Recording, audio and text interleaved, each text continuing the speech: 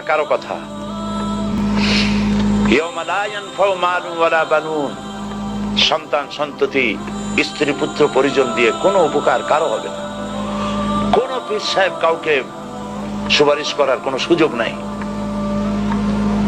আল্লাহ পাক যাকে পারমিশন দিবেন, যার জন্য দিবেন, তিনি শুধু সুপারিশ করতে পারবে, আর কেউ না।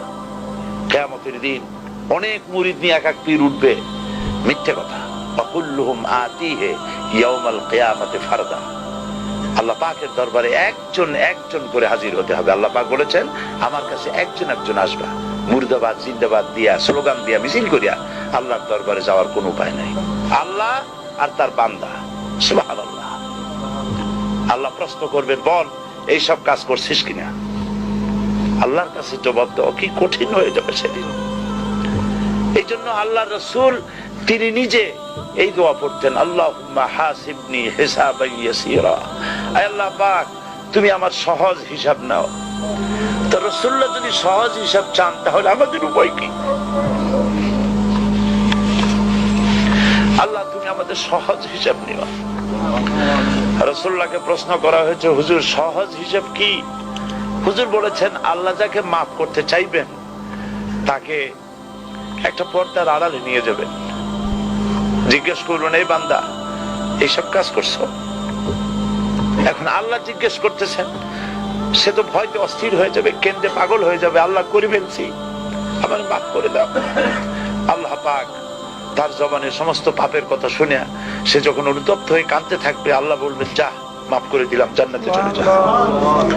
এইটা হচ্ছে হিসাব ইয়াসির। আল্লাহুম্মা হাসিবনি হিসাবান ইয়াসীরা। কাবা শরীফ মানুষ যখন তাওয়াফ করে, এই তাওয়াফের ষষ্ঠ তাওয়াফে একটা দোয়া আছে। এই দোয়া আমি যখনই পড়ি আমি চোখের পানি রাখতে পারি না। ষষ্ঠ শওতে, ষষ্ঠ চক্কর একটি দোয়া আছে। দোয়াটা হচ্ছে, আল্লাহুম্মা ইন্না আলাইয়া হুকুকান কাসীরান ফীমা বাইনি ওয়া বাইনাক। আয় আমার রব, তোমার সাথে আর আমার সাথে অনেক দেনা পাওনা আছে, আর তোমার বান্দাদের সাথেও আমার অনেক দেনা পাওনা আছে।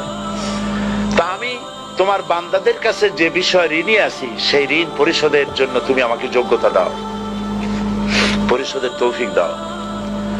আর আমার কাছে তোমার দেনা আছে, তা আমার কাছে তোমার যে দেনা আছে, সব দেনা তুমি শোধ করে দিয়েছো। আমার চোখ দিয়েছো, মুখ দিয়েছো, কান দিয়েছো, স্বাস্থ্য দিয়েছো, বউ দিয়েছো, বাচ্চা দিয়েছো, টাকা দিয়েছো। আমার কাছে সৃষ্টি করে তোমার যা দেনা ছিল, তুমি সব তো শোধ করে দিয়েছো, কিন্তু তোমার দেনা তো আমি কিছুই শোধ করতে পারি। তোমার দেনা আমার শোধ করার একটা পথ আছে মাবুদ, সেই পথটা হলো তুমি আমার মাফ করে দাও।